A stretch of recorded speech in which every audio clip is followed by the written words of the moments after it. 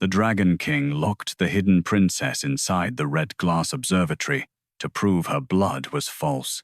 By midnight, the stars would decide whether she was royal or whether she deserved to burn beneath them. The tower stood above the eastern wing of the palace like a wound made of glass. Its walls were built from tall red panes veined with black iron, each one forged to catch cursed starlight and turn it into judgment. During the day, the observatory looked beautiful from the city below, a crimson jewel rising over dragonstone roofs. At night, everyone knew better. At night, the red glass exposed lies. At least, that was what the court believed. Liora Ashen stood inside the tower with her wrists chained to an iron ring set into the floor.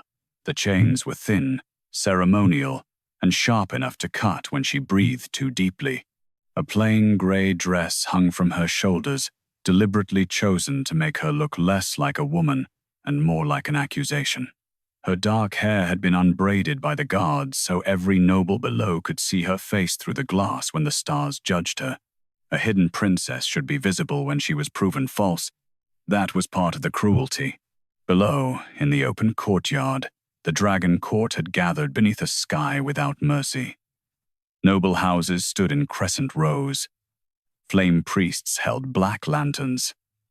Dragon knights waited with spears crossed. Above them all, on the highest balcony, Dragon King Cassian Veyr watched the tower with a face cut from shadow and command. Liora tried not to look at him. That was difficult. Men like Cassian were built to be looked at. He wore black armor burnished with gold at the shoulders, his cloak falling behind him like a torn knight banner. His hair was dark, his face severe, his eyes the color of pale fire trapped under ice. The crown on his brow was shaped like dragon horns, but the prophecy star set in its center glowed faintly blue instead of gold. Everyone whispered about that, too. The Dragon King had been born beneath an incomplete prophecy, a king with half a sky, a ruler whose destined crown star had never fully burned. Lord Astraea claimed the missing half meant Cassian must never trust unknown blood, hidden heirs, or women whose names appeared from lost houses. He claimed the sky had withheld completion for a reason. Tonight, he meant to prove it. Astraea stood at the foot of the tower in robes of midnight blue stitched with silver constellations. He was not old, but his face had the ageless smoothness of someone who had learned to hide fear beneath knowledge. Around his neck hung a thin chain of black star-metal discs, each engraved with a name erased from royal record. The court called them records. Liora thought they looked more like cages. She had seen one disc flash when Astraea spoke her mother's name. Not allowed. Never allowed. Only with his fingers, as if even remembering her family required a leash. Liora Ashen, Astraea called, his voice rising into the tower through bronze speaking horns built into the glass. You stand accused of claiming blood from a vanished royal line, of bearing an unverified star mark, and of endangering the Dragon King's prophecy with false inheritance. Liora kept her chin level.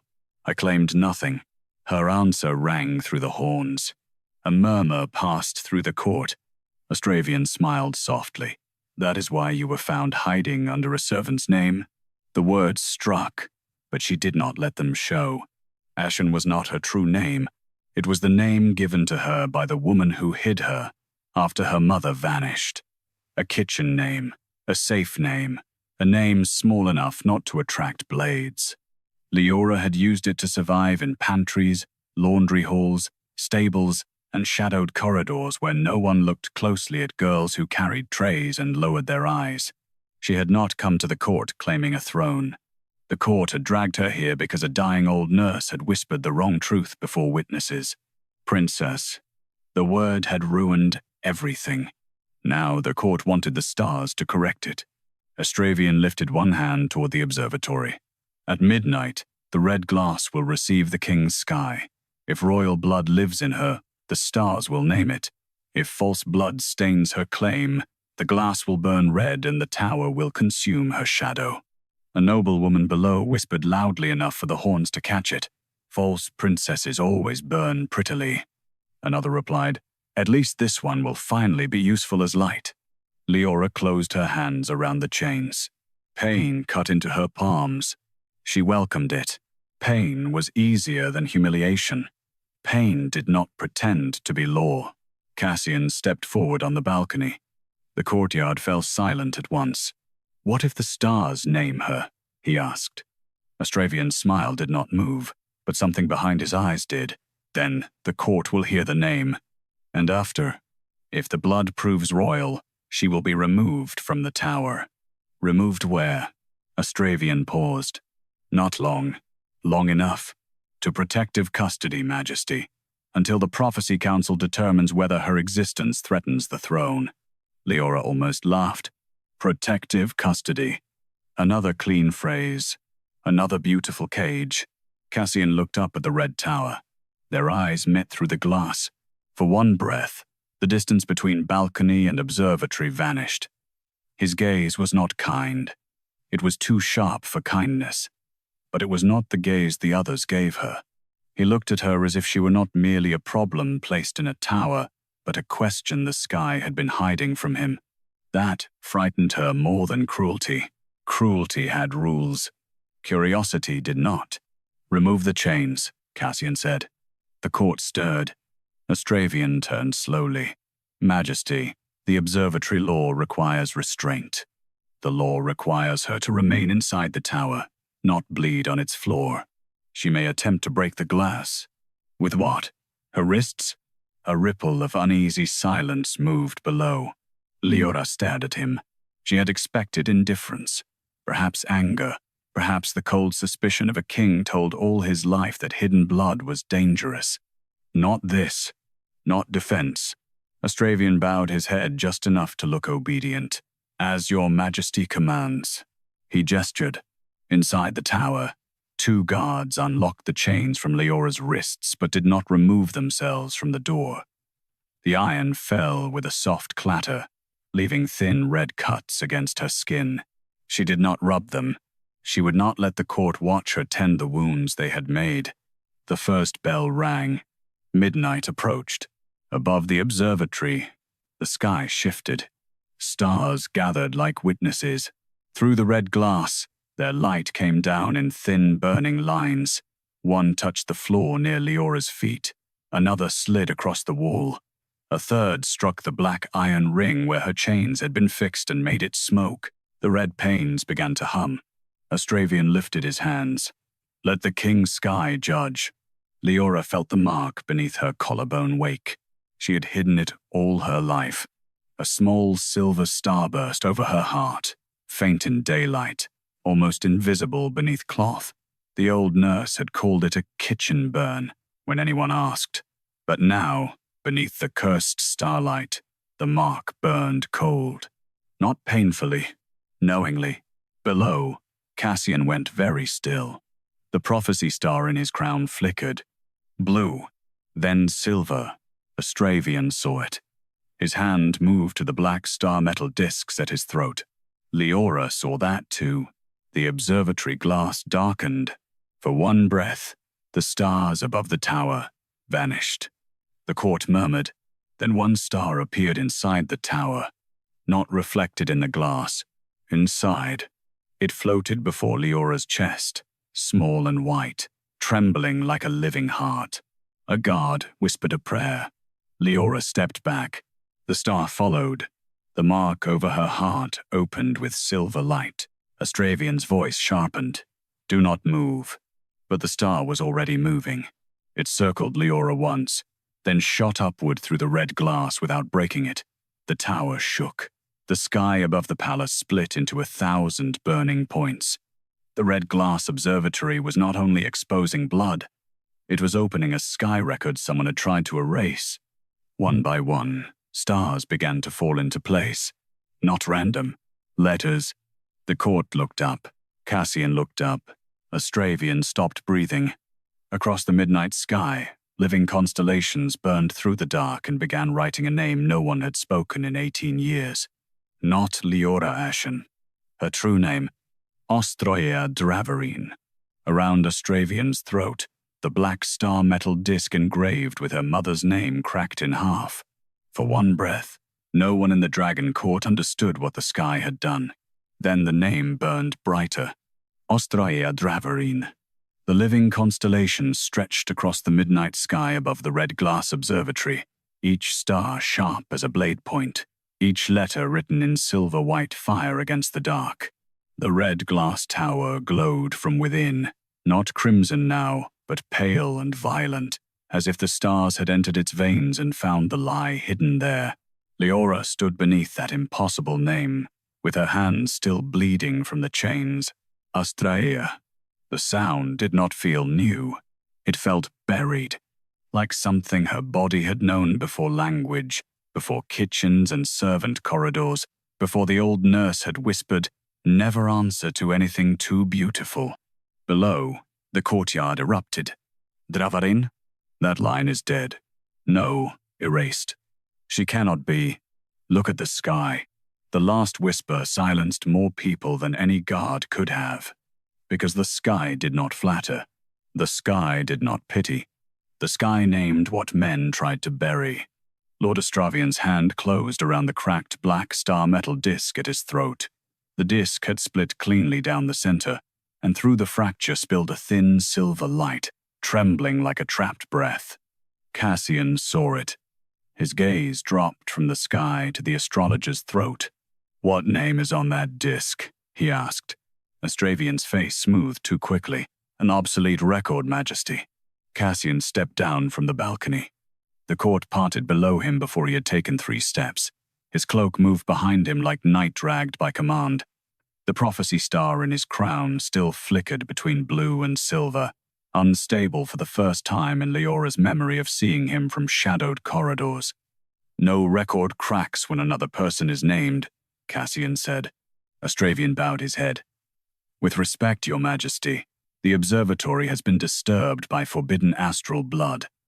We cannot trust what it reflects until the tower is sealed." Inside the observatory, the red glass hummed louder. Not in agreement. In warning, Liora looked toward the tower walls. The stars outside had not faded. Their light moved through the red panes in thin lines, searching, tracing black iron seams. Where the starlight touched the glass, hidden symbols appeared, not burns, not cracks, but old writing beneath the surface. Names. Hundreds of them. Some crossed out, some cut in half, some pressed into black circles like the discs on Astravian's chain. Leora's breath caught. The Red Glass Observatory was not only a chamber that burned false blood, it was a prison for erased sky records. And tonight, it had begun to open. One of the guards inside the tower saw the names appear and stumbled back. "My lord." Astravian's eyes flashed upward. "Do not touch the glass." Too late. The guard's shoulder brushed one red pane. Silver light snapped around him. He screamed and dropped to his knees as a name burned briefly across the glass near his hand. Not his. A woman's name. Liora Dravaryn. The cracked disc at Astravian's throat pulsed. Liora went cold. Liora. She had heard that name once. Not from history. Not from books. Servant girls did not read royal histories unless they wanted their fingers broken. She had heard it from the old nurse on a fever night, whispered into her hair while rain struck the kitchen roof. "Your mother sang to the eastern stars before you were born. Liora." Liora pressed one hand over the silver starburst beneath her collarbone. "My mother," she whispered. The bronze speaking horns carried it down. The courtyard changed again. Not with surprise this time. With fear. Astravian turned toward the tower. "Do not speak names you do not understand." Cassian reached the foot of the observatory stairs. "Open the tower." Astravian blocked him with one lifted hand. The court gasped at the gesture. No one put a hand between the Dragon King and his command. No one unless he believed the king needed him too much to punish him. "The trial is not complete," Astravian said. Cassian's eyes went pale fire. The sky named her. It named a threat. It named a royal bloodline. It named the missing half of your prophecy. The sentence struck the courtyard like thunder. Cassian went still. So did Liora. Astravian had not meant to say it. She saw that at once. His face did not break, but his fingers tightened so violently around the cracked disc that blood appeared between his knuckles. The prophecy star in Cassian's crown flared silver. Across the sky, Astraea Dravaryn burned brighter. Then the constellation shifted, not erasing her name, expanding around it. New stars appeared, forming the outline of a dragon with one wing missing. Half its body burned above Cassian, the other half flickered above the observatory, trapped around Liora's name like a wound in the heavens. The court fell silent. Cassian looked from the sky to Liora. For one breath, she saw his control falter. Not fear of her. Recognition of a life built around absence. "You cut her family from my sky," he said. Astravian's voice turned cold. "I saved your reign from a prophecy that would have made you dependent on a hidden line no one could control." The words were a confession. "Not full, but enough," the observatory answered. Every red glass pane blazed with erased names. The tower shuddered. Black iron seams bent outward as if the stars were pushing from inside the glass. Liora stepped back, but the light followed her. It circled her wrists, touched the cuts left by chains, and rose toward her mark. A voice came through the tower, not Astravian's, not Cassian's. A woman's voice, faint and distant, like starlight speaking through water. "Astraea." Liora stopped breathing. The cracked disc around Astravian's throat shook harder. He looked up at her with true fear now. "Seal the tower," he ordered. Dragon knights hesitated. Cassian turned slowly. "Who commands here?" The knights froze. Astravian lifted his staff, a black rod tipped with a star metal claw. "The sky does." He struck the courtyard stone. The black discs around his neck snapped upward like a chain of dark moons. One by one, they opened, releasing threads of black starlight that shot into the observatory walls. The red glass turned blood dark. Liora cried out as the chains on the floor rose by themselves and snapped around her wrists again. Cassian lunged up the stairs. The tower door sealed before him, not locked, sealed by the names of the erased. Astravian's voice rang through the courtyard. "If she is Starblood, let the observatory finish the record. Let it show whether Astraea Dravaryn returns as heir." He looked up at Liora through the darkened glass. "Ordas Omin." The stars above the tower began to fall, not from the sky, into the glass. One by one, they struck the panes like burning arrows, and each impact drove a forgotten name through Liora's skin as if the tower meant to write the erased royal line inside her body. She screamed. Cassian slammed both hands against the sealed door. The prophecy star in his crown cracked, and from the broken disc at Astravian's throat, Liora Dravaryn's voice whispered for the entire court to hear. "Do not let him finish what he did to me." Liora Dravaryn's voice turned the courtyard colder than winter. "Do not let him finish what he did to me." The words came from the cracked black star metal disc at Astravian's throat, soft enough to sound like a dying breath. Yet the Red Glass Observatory carried them through every bronze horn, every red pane, every star burning above the palace. No noble dared whisper. No knight dared move. Inside the tower, Liora hung against the risen chains with starlight burning through her skin. Not cutting, writing. That made it worse. Each fallen star struck the red glass, split into silver script, then drove a forgotten name into her body like the sky had mistaken her for parchment. Her wrists glowed with names she did not know. Her shoulders burned with broken constellations. Across her collarbone, the small starburst mark opened wider, drawing the erased records toward it. Astraea Dravaryn, Liora Dravaryn, names older than fear, names Astravian had chained around his throat. Cassian slammed his shoulder against the sealed observatory door. Black starlight flared across the frame, throwing him back. He caught himself on one knee, one hand braced against the tower step. The prophecy star in his crown cracked down the center in bleeding silver light. Astravian saw the crack and smiled too quickly. "Majesty," he said. Voice calm again. Step away. The tower is cleansing the false record. Cassian rose slowly. No, he said. It is returning the one you stole. The prophecy star in his crown flickered again. Blue, silver, then dark.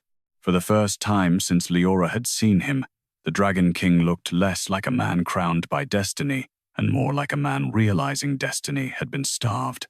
Astraea lifted his staff. Your prophecy was incomplete because the sky protected you. Cassian looked up at Liora through the blood-red glass. She saw him clearly despite the pain, saw the rage, saw the conflict, saw the terrible question forming behind his eyes. If her blood completed his prophecy, had his entire reign been built around her absence? Inside the tower, the woman's voice came again. Astraea. Liora gasped. The name sounded closer now. Not from the disk, from the glass. Red panes around her filled with a vision. A woman with dark hair and silver star-marked skin stood in the same observatory 18 years earlier, one hand pressed to the glass, the other curved protectively around her swollen belly. Her face was pale, proud, and frightened in the way of someone who had run out of doors but not courage. Liora. Liora knew her before memory could explain why. Mother. Astraea stood before her in the vision, younger but already wearing the same midnight robes. Around his neck hung only 3 black discs then, not dozens. In his hand, he held the prophecy star that now sat cracked in Cassian's crown. Malira's voice shook. The king's child will die half-crowned if you cut our sky from his, Astraea answered. Better half-crowned than bound to a bloodline that can command the stars against us. You cannot command living constellations by burying names. No, he said softly. But I can make sure no one remembers which names to call. The vision shifted. Astraea pressed a black disc against Malira's throat. She screamed without sound. A constellation tore itself from the sky above the observatory. A silver dragon wrapped around a star-crowned woman and shattered into dark pieces. Each piece fell into one of Astraea's discs. Cassian's prophecy star went dim in his hand. Below in the present, Cassian watched the vision with his face emptied of every courtly mask. Astraea's control cracked. Enough. He struck his staff against the stone again. The vision shattered. Inside the tower, Liora screamed as the chains lifted her higher, dragging her toward the ceiling of red glass. The fallen stars no longer wrote gently. They drove themselves into her mark, trying to force the entire erased sky record through one living body. Cassian moved toward the door again. Astraea turned on him. If you break the seal, the tower will release every erased record at once. It will tear her open. Is that what you want? Cassian stopped. The words had found their target. Liora saw it. So did Astraea. The astrologer lowered his voice, making it sound like reason instead of threat. She is the vessel now. Let the tower finish. If she survives, we will know what she is. If she dies, then her blood was too weak to carry what it claimed. Liora shut her eyes. There it was. The old court logic. If she lived, they would own the proof. If she died, they would call her failure useful. Cassian looked at her through the glass. For one terrible breath, Liora feared he would choose the kingdom's answer. He was a king. Kings were trained to weigh one body against a realm and call it wisdom. Then he removed his crown. The courtyard went still. Astraea's face changed. Majesty. Cassian held the cracked prophecy star in both hands.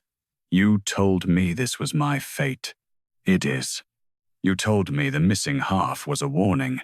It was. Cassian's eyes lifted to the broken sky dragon above the tower. No, it was theft. He slammed the crown against the observatory door. The prophecy star shattered. Silver fire exploded over the sealed frame. Astraea shouted, but too late. The black starlight binding the door recoiled, as if struck by a royal command older than the astrologer's discs. The red glass tower groaned. The stars, writing. Leora's body paused. Cassian pressed his bare hand against the broken seal. Blood slid from his palm where the shattered crown had cut him. "Liora," he called. Not Astraea, not Princess. Liora. The name she had survived under. That reached her more deeply than the royal one. Her eyes opened. Cassian's voice came rough through the glass. "Do not carry their stolen sky alone." The words broke something in her. Not her body, her obedience to pain. Liora looked down at the names burning across her skin. She had been trying to endure them the way she had endured kitchens, whispers, chains, and false mercy, quietly, alone, as if suffering silently made it less costly. But the stars were not asking her to suffer. They were asking her to answer. She drew one shaking breath. Then she spoke into the tower. "I am not your prison." The red glass cracked. Astraea went pale. Liora lifted her bleeding wrists, chains rattling above her. "I am not your parchment." The silver names stopped burning into her skin. One by one, they lifted from her body and floated around her like living constellations. "I am Astraea Dravaryn," she said, voice trembling but clear. "Daughter of Melira, heir of the cut sky." The observatory burst open with starfire. The chains snapped. Cassian shielded his face as red glass cracked across the tower but did not fall. Instead, every pane turned transparent, revealing the stolen sky records trapped inside. Mothers, daughters, dragon heirs, astral kings, vanished queens, all written in light. Astraea stumbled back. The black discs around his throat began to split, one after another. From each crack came a name, a royal name, an erased name, a name the court had been taught to fear. The stars above the palace moved again. This time, they did not only write Astraea's name, they completed Cassian's dragon. The missing wing blazed into existence above the Red Glass Observatory, made from the Dravaryn constellation Astraea had cut away. The half-formed prophecy in Cassian's crown was no longer needed. The sky itself became the crown. Cassian looked up, stunned. Then the completed dragon constellation lowered its burning head toward Liora, not bowing, recognizing. Astraea's voice broke into panic. "Seal her." No one moved. The Dragon King turned toward his astrologer. Behind him, in the sky, the completed prophecy dragon opened both starry eyes. Cassian's voice was quiet, deadly. "You first." No one moved after the Dragon King said, "You first." Not the knights, not the priests, not the nobles who had spent years bowing whenever Astraea lifted one finger toward the sky. The completed dragon constellation burned above the Red Glass Observatory, its missing wing restored from the Dravaryn stars. Its light poured across the courtyard in silver and blue-white fire, bright enough to turn every face honest. There was no shadow left for fear to hide inside. Astraea stood beneath that light with the black star metal discs cracking around his throat. One disc split. A woman's name escaped in a whisper. Liora Dravaryn. Another cracked. Veyr. Another. Orien Starfall. Each name rose into the air and became a small living star, circling the observatory like souls finally remembering where the sky was. Inside the tower, Liora stood free of the chains. "No, Astraea." The name trembled through her body, still unfamiliar, still too large to wear without pain. Liora Ashen had known how to survive. Liora Ashen had known how to carry water without spilling, how to lower her eyes, how to become invisible before cruel people could decide visibility was a crime. Astraea Dravaryn was something else. A name written across the sky. A bloodline returned. A danger. The red glass around her was no longer red. Every pane had turned clear, filled with suspended sky records, women holding star-marked infants, dragon heirs kneeling beneath constellations, queens whose crowns were made of living light, names that had been cut from history and locked into Astraea's discs. The tower had not judged her. It had recognized its prisoner. Below, Cassian looked up at her. Blood still marked his palm from breaking the prophecy star in his crown. Without the crown, He looked less like the court's chosen weapon and more like a man standing under a truth that had been stolen from him before birth. Astraea saw the court staring at the sky records. He lifted his cracked staff. The Dravaryn line was erased by law. The observatory answered before anyone else could. Every pane flashed with the same image. Liora Dravaryn standing inside the tower 18 years ago, one hand over her unborn child, the other pressed to the glass as Astraea cut her constellation from the sky. Her voice filled the courtyard. Law does not erase blood. It only teaches cowards to call murder order. A few nobles stepped back. Astraea's face hardened. Your mother was a traitor. Astraea's fingers curled. The star mark over her heart burned so sharply she almost staggered.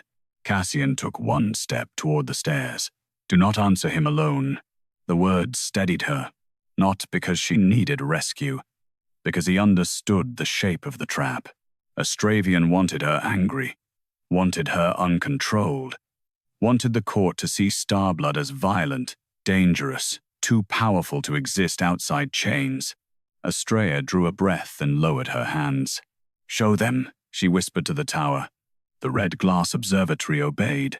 The sky records shifted.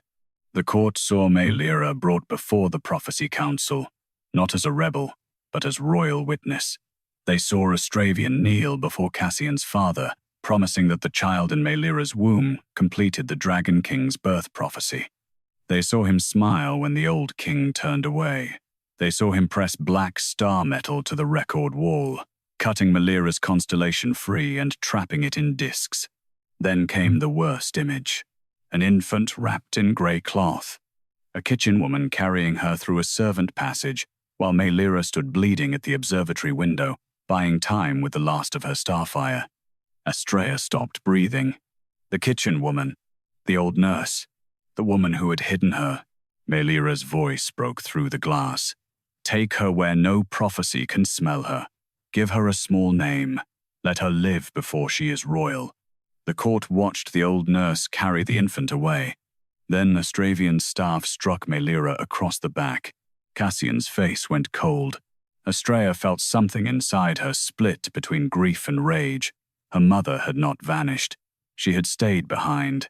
She had been caught because she chose the child's life over her own escape. The memory shifted again. Liora on Arknes. Astraea pressing a black disc to her throat. Your name will feed the king's missing sky, he said.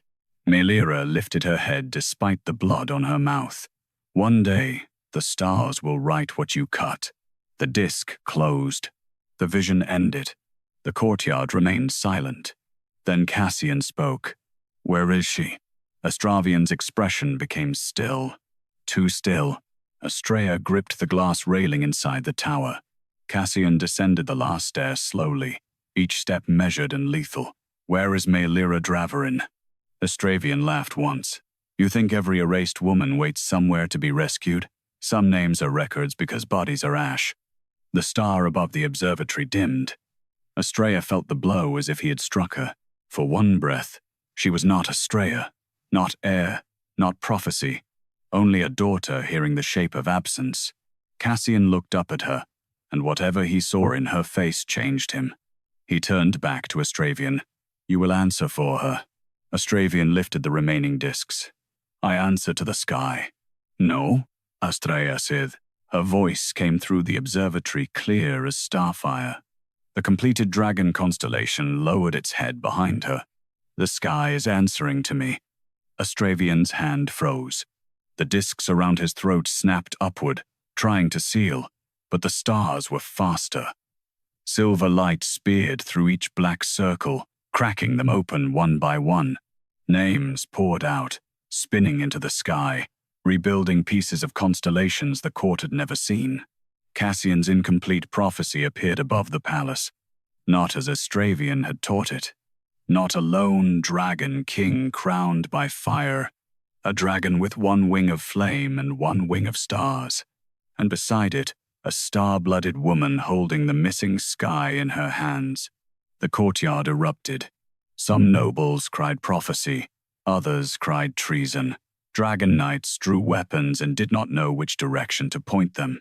Astraea took advantage of the chaos. He threw his cracked staff toward the observatory. Black star metal burst from its tip like a spear and struck the tower wall below Astraea's feet. The clear glass turned red again, but only in one section, a spreading wound of cursed light. The tower began to burn inward. Cassian ran. Astraea tried to move, but the floor beneath her became liquid red glass, gripping her ankles. Astraea's voice rose over the panic. If the Dravaryn sky cannot be erased, then let it fall with her. The completed dragon constellation roared without sound. Cassian reached the sealed tower door and slammed both hands against it. This time, the glass did not reject him. It recognized the other half of the prophecy. The door cracked open. Astraea looked down as red fire climbed her dress. Cassian stepped into the burning observatory, and every star above the palace went dark. Cassian stepped into the burning observatory, and the sky went black. Not clouded, not dim, gone. Every star above the palace vanished at once, as if a great hand had closed over the heavens. The courtyard below fell into panic. Nobles screamed. Dragon Knights lifted useless torches toward a sky that no longer answered. Astraea stood beneath the dark with one hand raised, his face lit only by the red fire eating through the observatory glass. Inside the tower, Astraea could not breathe. The floor had become molten red glass around her ankles, gripping her like a living trap. Fire climbed the hem of her grey dress in slow, deliberate tongues. It did not burn like ordinary flame. It burned cold and sharp, trying to seal her mark, her name, her blood, everything the stars had just returned. Cassian crossed the tower toward her. The cursed glass struck him with every step. Red fire curled around his armor. Black star metal lines snapped from the walls and wrapped around his wrists, his throat, his chest. The tower did not want him dead. It wanted him delayed. Astraea saw the difference. "Do not come closer," she said. Her voice shook, but the observatory carried it. Cassian did not stop. "I said do not answer him alone. This is not your cage." His eyes met hers through the burning red light. "It became mine before I was born." The words struck the tower harder than any command. For one breath, the red glass trembled. Below, Astraea shouted something, but the walls swallowed it. Cassian reached for Astraea's arm. The moment his fingers touched her skin, the star mark over her heart flared silver white, and the broken prophecy between them opened. Not above the sky. Inside the tower, light unfolded around them in fragments. Cassian as an infant beneath a dragon, star only half formed. Astraea cutting the Dravaryn constellation from the royal record, Liora bleeding at the observatory window. Liora, small and hidden, carrying ashes from kitchen hearths, while the missing sky slept under her skin. Then the vision changed. It showed Cassian older, crowned too young, standing under Astraea's instruction while the astrologer pointed to the incomplete prophecy. A king without a star wing must never trust unknown blood. A king with half a sky must rule through counsel. A king whose crown is incomplete must obey the one who reads what remains. Astraea understood. Astraea had not merely erased her family. He had shaped Cassian's loneliness into law. Cassian saw it too. His face hardened with a grief so controlled it looked like stone about to crack. The red glass around them hissed. Astraea's voice finally forced its way through the walls. "Majesty, step away from her. The Dravaryn bloodline is collapsing the royal sky." Cassian turned his head toward the door. "No, you are." The tower answered him with violence. Black star metal chains shot from the ceiling and wrapped around Cassian's chest, dragging him backward. Astraea reached for him, but the glass around her ankles tightened. Pain cut up her legs. Her star mark burned, not with helplessness, with memory. She heard Liора's voice, not from the disk now, but from the names floating behind the clear panes that had survived Astraea's attack.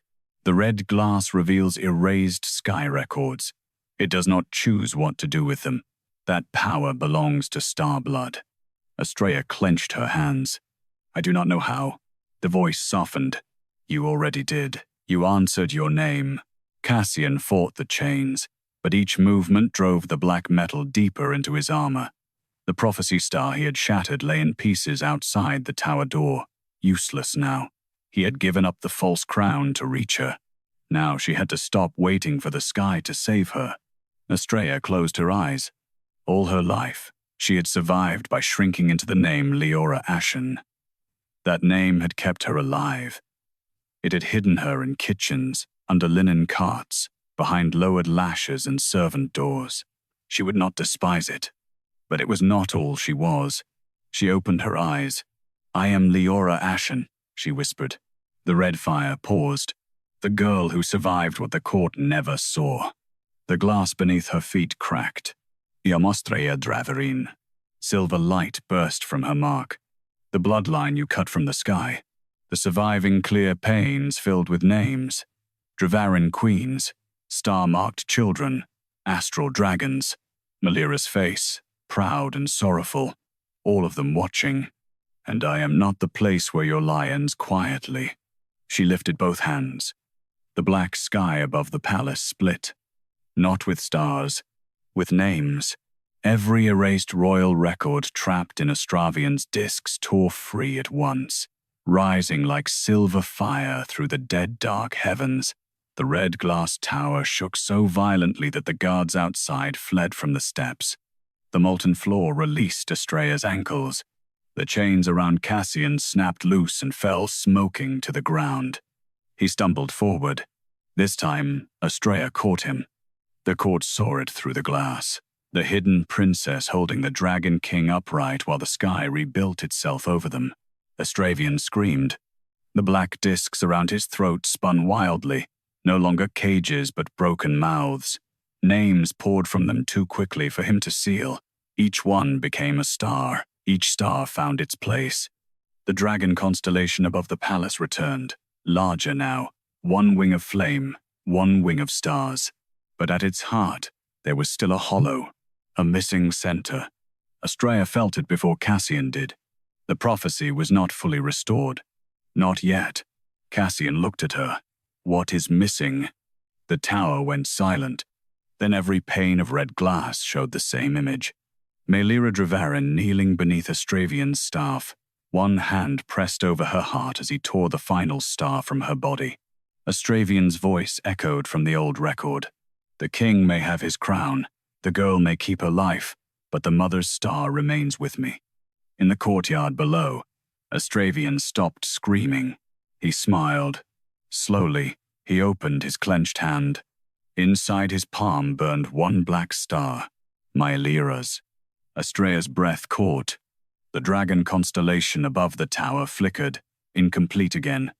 Astravian closed his fist around the star, and inside the observatory, Astraea felt her mother's name begin to die. Astraea felt her mother's name begin to die, not vanish all at once.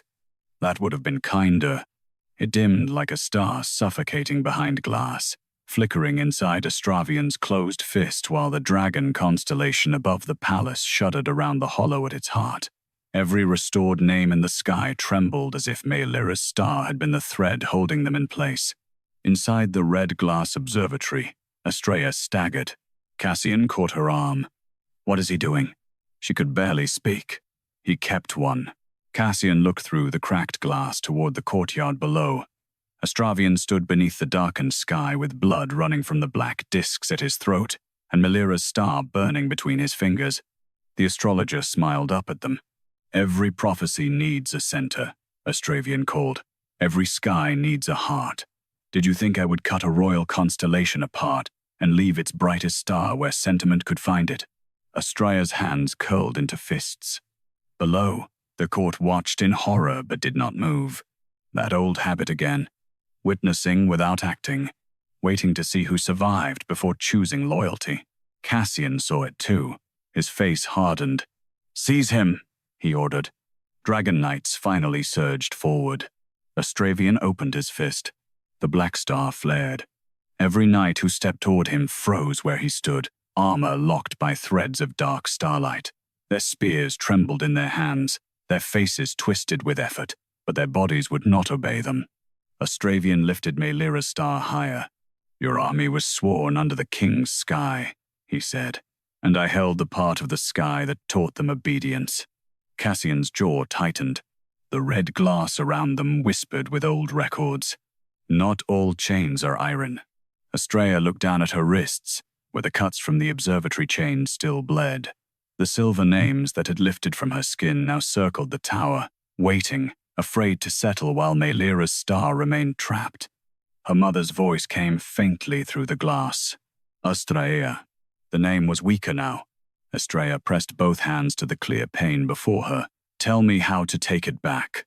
The answer came through 100 restored records at once, not as words but as a pattern.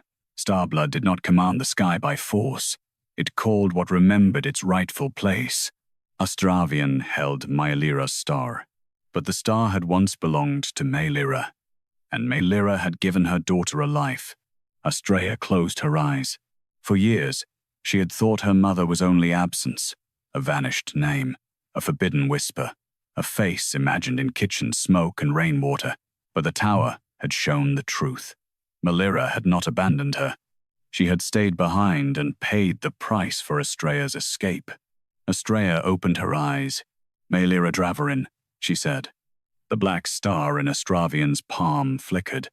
He laughed. "You think naming her is enough?" "No," Astraea said, "but forgetting her was the only power you ever had." The observatory brightened. Cassian stepped beside her and pressed his bleeding palm to the glass. "Astraea," he said, voice carrying through the courtyard, "you taught me a king with half a sky must obey the one who reads what remains." Astraea's smile thinned. Cassian's eyes burned pale gold. "You forgot that I was still a dragon." He struck the glass with his bloodied hand. Not to break it, to give the prophecy something living to answer. The completed dragon constellation roared silently above them. Its flame wing blazed, its star wing trembled. The hollow at its heart opened like a wound. Astraea understood. The sky did not need her to steal Meilira's star back. It needed her to call the path home. She lifted her bleeding wrists. "I am Liora Ashen, who lived because Liora Dravaryn chose me over her own safety." The black star pulsed. "I am Astraea Dravaryn, daughter of the cut sky." The tower shook, "and I call my mother's name out of your hand." Astraea's fingers closed tighter. Black starlight burst between them, cutting his palm. He snarled and tried to force the star back into darkness, but the restored names above the courtyard began to chant without voices. "Meilira, Meilira, Meilira Dravaryn." The nobles heard it. The servants heard it. The frozen knights heard it. One by one, mouths that had stayed silent began to move. A temple woman whispered the name first, then a guard, then an old nobleman with tears on his face, then the whole court, uneven and afraid, but speaking. Liora Dravaryn. Astraea's control cracked. The black star tore free from his palm. It shot upward like a blade of night becoming light. Astraea screamed and reached after it, but Cassian's dragonfire burst from the observatory glass and slammed into the courtyard between them, forcing him back. The star rose higher, higher, then stopped before the tower. Not above Astraea, before her. Inside it, Meilira's face appeared for one breath, pale, sorrowful, proud. "My little hidden star." Astraea's throat broke around a sob. The star touched the glass. It passed through, not into Astraea's body, into the sky behind her. The dragon constellation completed. The hollow heart filled with silver fire, and the entire royal sky opened like a living crown. Stars burned across the heavens in patterns no one in the court had ever seen. The Dravaryn line restored, the Veyr dragon completed, Meilira's name shining at the center beside the child she had saved. Cassian dropped to one knee. Not from weakness, from the force of the prophecy returning. Astraea caught him again, and this time the sky answered their touch. A silver-gold thread of starlight formed between her mark and the broken place where his crown had been. Not a chain, not a command, but a completed record. Astraea stared up in ruin. "No," he whispered. "The king cannot share the sky." Cassian rose slowly, Astraea's hand still on his arm. His voice crossed the courtyard like dragonfire under ice. "I never had a full sky until she stood in it." The red glass tower opened.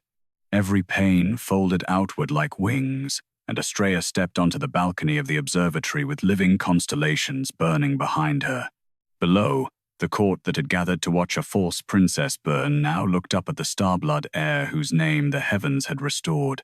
Astraea staggered back. The black discs around his throat shattered all at once, and from their broken mouths, the erased royal dead began to speak. The erased royal dead began to speak. Their voices did not rise like ghosts. They came like stars returning to their rightful places. One voice from a shattered disc, then another, then a dozen, then so many that the courtyard filled with a trembling silver murmur, each name carrying a fragment of history Astraea had cut away and worn around his throat like ornament. I was queen before he called me traitor. I bore the Eastern Dragon mark. My child was taken from the cradle records. My constellation vanished the night Astraea entered the tower. My blood did not fail the crown. The crown failed us. The dragon court stood beneath the restored sky with its lies falling around it in pieces. Astraea staggered backward, clutching at his bare throat where the discs had broken. Without them, he looked less like the master of prophecy and more like an old thief caught with empty hands. Astraea stood on the opened balcony of the Red Glass Observatory, one hand still marked by chain cuts, the silver starburst over her heart glowing through the torn grey cloth. The tower's red panes had unfolded behind her like glass wings, clear now, filled with living sky records. Above her, the completed dragon constellation burned with one wing of flame and one wing of stars. Below, Cassian looked up at her. No crown on his head, no false prophecy between them. Only blood on his palm and awe he did not try to hide. Astraea saw that look and struck at it. "You think this is completion?" he shouted. "You fools. The Dravaryn line does not serve prophecy. It commands it. That girl will not complete your reign, Majesty. She will rewrite it." Fear moved through the nobles at once. Astraea felt it from above. There, the old poison. Not denial now, not disbelief. The court had seen too much to deny her. So Astraea gave them a new terror, not that she was false, but that she was too real, too powerful, too dangerous to let stand free. Cassian turned toward the court before the fear could root. "Good," he said. The word cut through the panic. Astraea stared at him. Cassian's voice lowered. "A prophecy that cannot be rewritten after a crime is only a prison with prettier stars." The restored sky flared. Astraea's breath caught.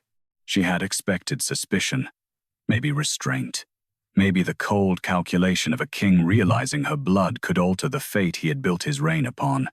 Instead, he had named the truth before anyone could twist it. Astraea's face twisted. "You would let her touch your destiny?" Cassian looked up at Astraea again. Not softly, not yet, but with something dangerous and steady.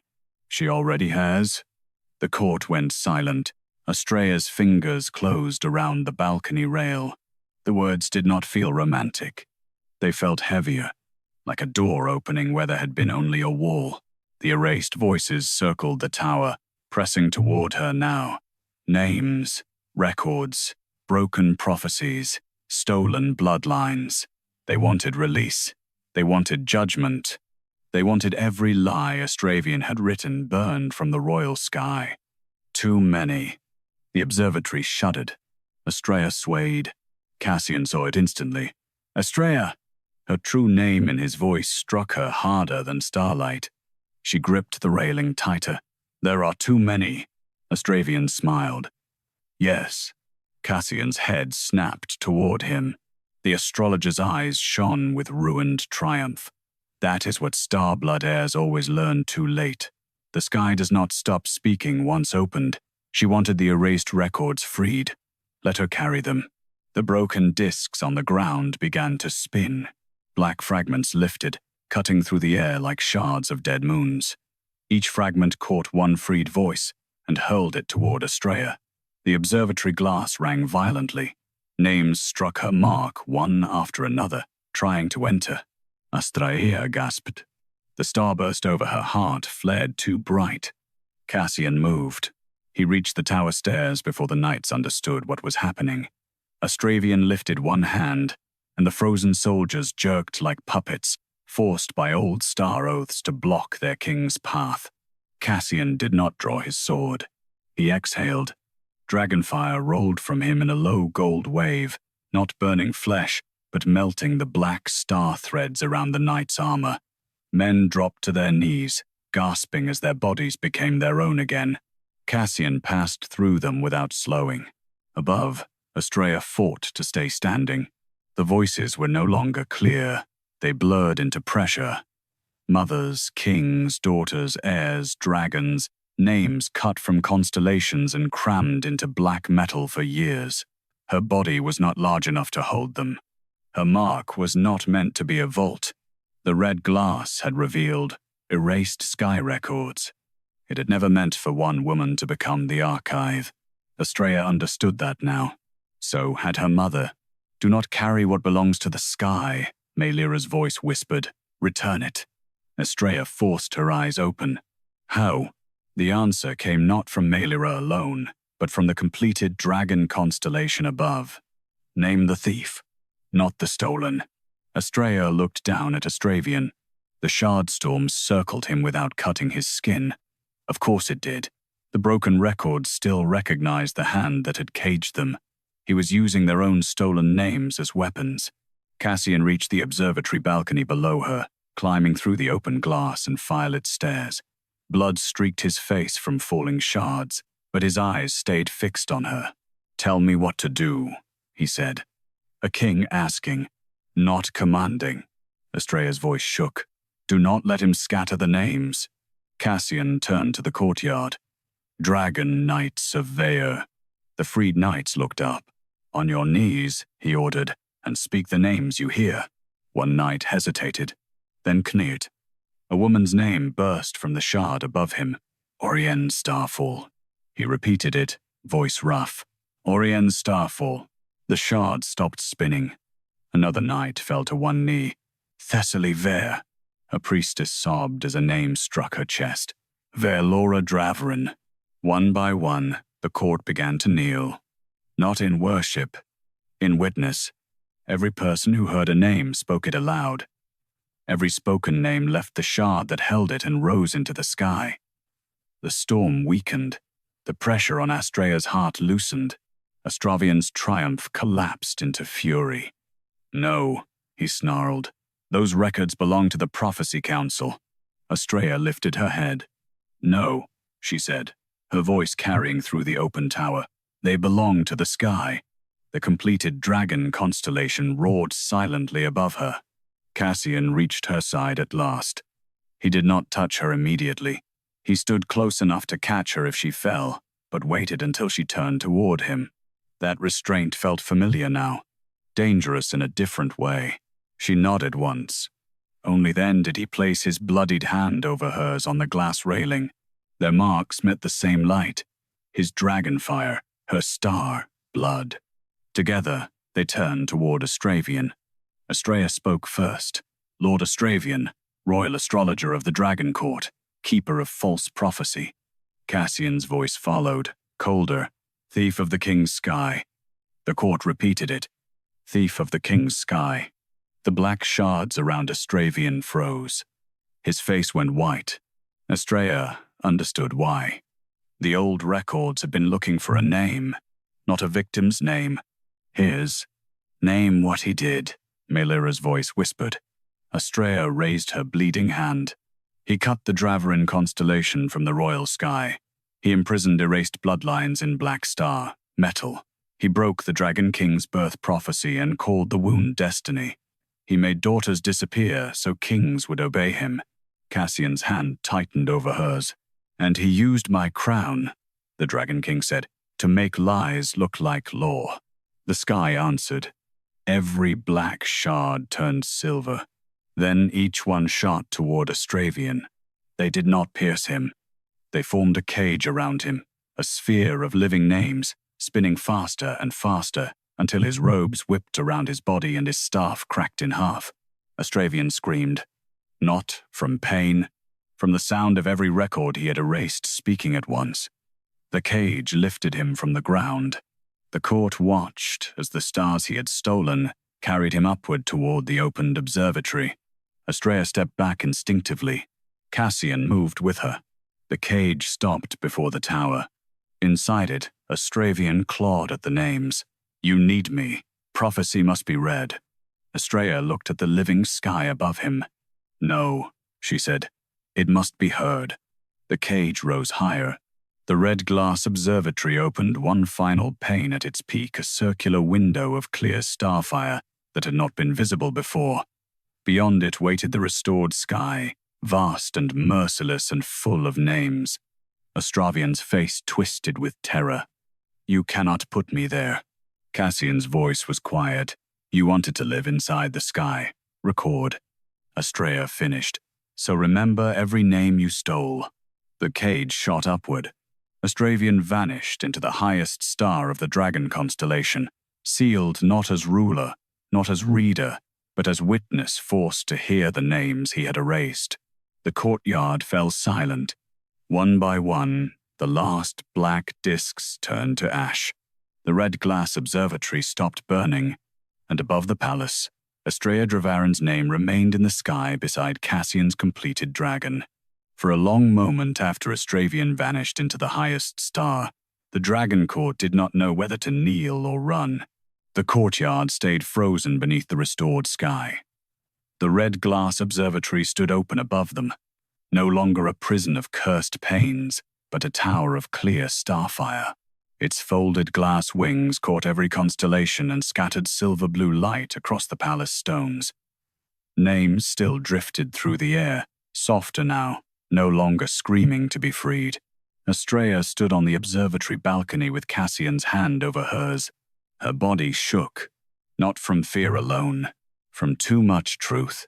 Liora Ashen had known how to survive small rooms, kitchen smoke, servant stares, quiet insults, the careful art of being unseen. Astraea Dravaryn stood beneath a sky that had written her name in fire, and the whole kingdom was looking up. She was not sure which life frightened her more. Cassian noticed the tremor in her hand. Of course he did. He seemed to notice what others missed. Chain cuts, pauses, the difference between silence and surrender. He did not tighten his grip. He loosened it enough that she could pull away if she wanted. That choice nearly undid her. Below, the nobles slowly began to kneel, one house after another. Dragon Knights first, because they had spoken the stolen names and felt the star oaths break from their bones. Then, flame priests, pale and shaken. Then noble women who had whispered about false blood and now would not lift their eyes to the tower. Then old lords who had built careers beneath Astraea's sky and now understood how much of their power had been borrowed from theft.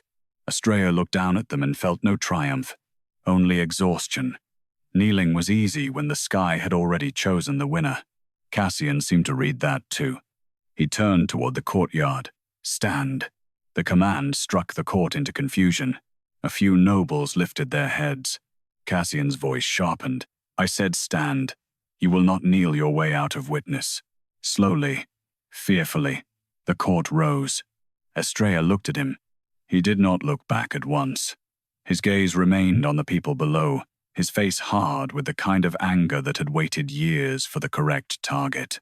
You bowed to false prophecy, he said. You obeyed a man who cut bloodlines from the sky and called absence destiny. Some of you knew, some of you chose not to know. Both will be judged. A lord near the western steps spoke with a shaking voice. Majesty, we were deceived. Cassian's eyes turned pale gold. Deception explains blindness. It does not excuse comfort. The lord lowered his head. Astraea felt the words settle over the courtyard like ash after fire. Then one of the remaining clear panes behind her brightened. Liора's face appeared in the glass. Not fully, not as a ghost with flesh, more like starlight remembering a beloved shape. Dark hair, silver-marked skin, eyes like Astraea's, older and full of both sorrow and relief. Astraea stopped breathing. Mother. The word escaped before she could make it strong. The court heard it anyway. Cassian stepped back half a pace, giving her the space as if he understood this moment was not his. Liора's image smiled. My little hidden star. Astraea's throat closed so tightly it hurt. I thought you were gone. I am. Liора's voice was soft as light crossing water, but gone is not erased. Tears rose before Astraea could stop them. She hated crying where the court could see. Then she remembered she had survived being watched for cruelty. She could survive being watched for love. You stayed behind, Astraea whispered. To give you time. They made me Liora Ashen. No, Liora said gently. I asked her to give you a small name. Small names can hide great lives until they are ready. Astraea pressed one hand to her mouth. For years, she had wondered whether her hidden life meant she had been abandoned, whether she had been too dangerous, too inconvenient, too fragile to claim. Now the sky itself gave her a different truth. She had been hidden because she was precious, not because she was unwanted. Liора's gaze moved to Cassian. The Dragon King bowed his head. Not deeply. Enough. I was born under the wound your erasure left, he said. I did not know whose absence shaped my crown. No child chooses the lies placed over his cradle, Liora replied. But a king chooses what he does when they break. Cassian accepted the judgment without defense. Astraea saw that. So did the court. Liора's image flickered. Astraea reached toward the pane. No, please, not yet. The starlight around her mother softened. You do not need me to stay in the glass. I am in the name now. Speak it, and I am not lost. Astraea's tears slipped down her face. Liora Dravaryn, she whispered. The name rose into the sky. A new star appeared beside Astraea's constellation. Not large, not commanding, but steady. The old wound in the heavens closed around it. Liora smiled once more. Then her image dissolved into silver light. Astraea stood very still. Cassian did not touch her until she lowered her hand from the glass. Then he spoke quietly, for her alone. I am sorry. For what? For ruling beneath a sky that had no place for you. She looked at him then. The dangerous Dragon King, the half-prophesied ruler, the man who had broken his own crown against her prison door and ordered the court to speak names instead of draw swords. He was not innocent. No king was. But he had chosen truth when fear offered him control. That mattered. It was not your hand that cut us out, she said. No, his expression remained grave. But it was my throne that benefited from the empty space. Astraea had no answer for that. Maybe there was no answer yet. Maybe some wounds deserved time before becoming forgiveness. Below, a young dragon knight stepped forward and knelt again, but this time not to escape judgment. He placed his sword flat on the wet stone. Majesty, he said, voice shaking. My oath was sworn under Astravian's false reading. I asked to swear again under the full sky. Others followed. One by one, knights laid down swords. Priests removed black star thread from their sleeves. Noble houses unclasped old prophecy tokens and placed them on the ground. The courtyard filled with symbols of loyalty that had been shaped by a lie. Cassian looked to Astraea, not for permission to rule, for witness. That was different. Astraea descended from the observatory with him. The stairs inside the tower were no longer red. Each step had turned clear as frozen starlight, and beneath her feet moved the restored sky records, not trapped now, but flowing, returning to the heavens as she passed. When she reached the courtyard, no one called her Liora. No one dared call her false. Cassian stood beside her before the assembled court. From this night forward, he declared, the Red Glass Observatory will never again be used to imprison blood, burn claims, or erase royal names. It will serve as the star archive, open to witnesses from every house whose records were cut. The completed dragon constellation blazed above him. Every black star, metal disc will be gathered and broken. Every erased name will be restored to lore. Every sentence Astraean wrote into prophecy will be reviewed beneath the full sky. A noblewoman trembled, and the Dravaryn line. Cassian turned to Astraea. The courtyard followed his gaze. Astraea felt the old instinct to shrink. Then she felt the star over her heart answer, not demanding greatness, only presence. She lifted her chin. The Dravaryn line does not return to steal the Veyr throne, she said. It returns because no sky is whole when names are missing.